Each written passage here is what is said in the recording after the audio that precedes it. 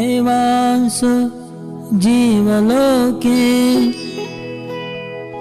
जीवभूत सनातना मनसष्ठानीन्द्रियाणि प्रकृतिस्थानि कर्षति। এই জড়জগতে বদ্ধ জীবসমূহ আমার সনাতন বিভিন্নাংশ জড়া প্রকৃতির বন্ধনে আবদ্ধ হওয়ার ফলে তারা মন সহ ছয়টি ইন্দ্রিয়ের দ্বারা প্রকৃতিরূপ ক্ষেত্রে কঠোর সংগ্রাম করছে। তাৎপর্য: এই শ্লোকটিতে জীবের যথার্থ পরিচয় সম্বন্ধে বর্ণনা করা হচ্ছে।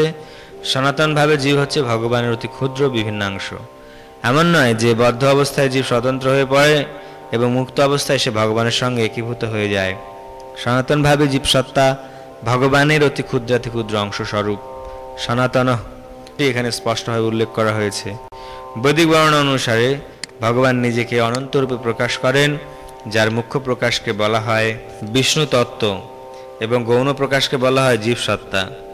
পক্ষান্তরে বলা যায় যে বিষ্ণু তত্ত্ব হচ্ছে ভগবানের সাংশ প্রকাশ এবং জীবসত্তা হচ্ছে বিভিন্নাংশ প্রকাশ।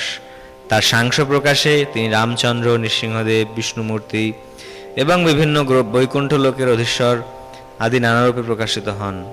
বিভিন্নাংশ প্রকাশ জীবসমূহ ভগবানের নিত্য দাস।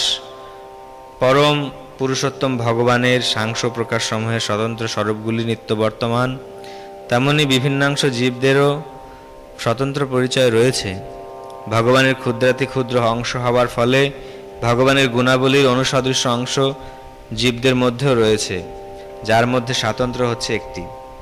স্বতন্ত্র আত্মারূপে প্রতিটি জীবেরই ব্যক্তিগত স্বাতন্ত্র্য ও ক্ষুদ্র স্বাধীনতা রয়েছে। সেই ক্ষুদ্র স্বাধীনতার অপব্যবহার করার ফলে জীবাত্মা বদ্ধ হয়ে পড়ে এবং স্বাধীনতার যথাযথ সদ্ব্যবহার করলে সে সর্বদা মুক্ত থাকে। উভয় ক্ষেত্রে সে পরমেশ্বর ভগবানের মতো গুণগতভাবে নিত্য। মুক্ত অবস্থায় সে জড়জগতের পরিবেশ থেকে মুক্ত এবং সর্বদাই পরমেশ্বর ভগবানের অপ্রাকৃত সেবায় যুক্ত। বদ্ধ অবস্থায় সে জড় প্রকৃতির গুণের দ্বারা প্রভাবিত থাকে এবং অপ্রাকৃত ভগবৎ সেবার কথা সে ভুলে যায়। তার ফলে এই জড়জগতে তার অস্তিত্ব বজায় রাখার জন্য তাকে কঠোর পরিশ্রম করতে হয়। কেবল কুকুর, বেড়াল, মানুষই নয়, এমনকি জড়জগতের নিয়ন্ত্রণকারী ব্রহ্মা, শিব, এমনকি বিষ্ণু পর্যন্ত পরমেশ্বর ভগবানের অবিচ্ছেদ্য অংশ বিশেষ। তারা সকলেই নিত্য, তাদের প্রকাশ সাময়িক নয়। এখানে করসতি সংগ্রাম করা অথবা জোর করে আঁকড়ে ধরা কথাটি খুব তাৎপর্যপূর্ণ। বদ্ধ জীব যেন লৌহ শৃঙ্খলের মতো অহংকারের দ্বারা শৃঙ্খলিত এবং তার মন হচ্ছে তার মুখ্য প্রতিনিধি, যে তাকে জড় অস্তিত্বের দিকে ধাবিত করছে। মন যখন সত্ত্বগুণে অধিষ্ঠিত থাকে তখন তার কার্যকলাপ শুদ্ধ হয়। মন যখন রজগুণে অধিষ্ঠিত থাকে তখন তার কার্যকলাপ পীড়াদায়ক হয় এবং মন যখন তমগুণে থাকে তখন সে নিম্নতর প্রজাতির রূপে বিচরণ করে। এই শ্লোকে একটি স্পষ্টভাবে বোঝা যাচ্ছে যে বদ্ধ জীবাত্মা মন ও ইন্দ্রিয় সমন্বিত জড় দেহের দ্বারা আবৃত এবং সে যখন মুক্ত হয় তখন এই জড় আবরণ বিনাশপ্রাপ্ত হয়, কিন্তু তার স্বরূপ সমন্বিত চিন্ময় দেহ নিজস্ব সামর্থ্যে প্রকাশিত হয়। মাধ্যনিন্দায়ন শ্রুতিতে এই তথ্যগুলি প্রদান করা হয়েছে। স বা এষ ব্রহ্মনিষ্ঠ ইদম শরীরম মর্তম অতিসৃজ্য ব্রহ্মাভিসম্পদ্য ব্রহ্মণা পশ্যতি ব্রহ্মণা শীনতি ব্রহ্মৈন বেদম সর্বম অনুভবতি। এখানে বলা হয়েছে যে যখন জীবাত্মা তার জড় আবরণ পরিত্যাগ করে চেতন জগতে প্রবেশ করেন তখন তার চিন্ময় শরীর পুনরুজ্জীবিত হয় এবং তার চিন্ময় শরীরে তিনি পরম পুরুষোত্তম ভগবানকে প্রত্যক্ষভাবে দর্শন করেন। তিনি তার সঙ্গে মুখোমুখি হয়ে কথা বলতে পারেন, তার কথা শুনতে পারেন এবং যথাযথভাবে পরম পুরুষোত্তম ভগবানকে উপলব্ধি করতে পারেন। স্মৃতিশাস্ত্র জানতে পারা যায় যে বসন্তি যাত্র পুরুষা সর্বে বৈকুণ্ঠ মূর্তয়ঃ। বৈকুণ্ঠ লোকে সকলেই পরম পুরুষোত্তম ভগবানের মতো রূপ নিয়ে বিরাজ করেন। সেখানে বিষ্ণু মূর্তির প্রকাশ এবং তার বিভিন্নাংশ জীবাত্মাদের দেহের গঠনে কোনো পার্থক্য নেই।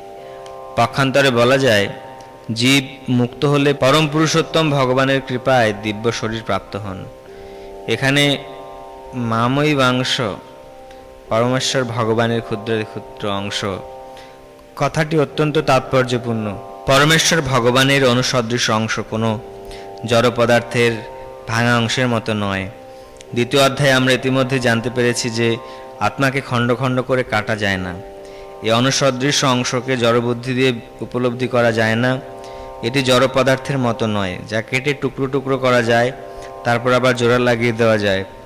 সেই ধারণা এখানে প্রযোজ্য নয়, কারণ এখানে সংস্কৃত সনাতন নিত্য কথাটি ব্যবহার করা হয়েছে। ভগবানের অনুসদৃশ অংশগুলিও নিত্য। দ্বিতীয় অধ্যায়ের প্রথম দিকে এটিও বলা হয়েছে যে প্রতিটি দেহে ভগবানের অনুসদৃশ অংশ আত্মা বর্তমান থাকে। দেহিনস্মিন যথা দেহে। সে অনুসদৃশ অংশ যখন জড় দেহের বন্ধন থেকে মুক্ত হয়, তখন চিদাকাশের চিন্ময় গ্রহলোকে তার আদি চিন্ময় দেহ প্রাপ্ত হয়ে পরমেশ্বর ভগবানের সঙ্গ লাভ করার আনন্দ উপভোগ করে। এখানে অবশ্য এটি বোঝা যাচ্ছে যে পরমেশ্বর ভগবানের অনুসদৃশ অংশ হওয়ার ফলে জীব গুণগতভাবে ভগবানের সঙ্গে এক, যেমন সোনার একটি কণাও সোনা। শরীর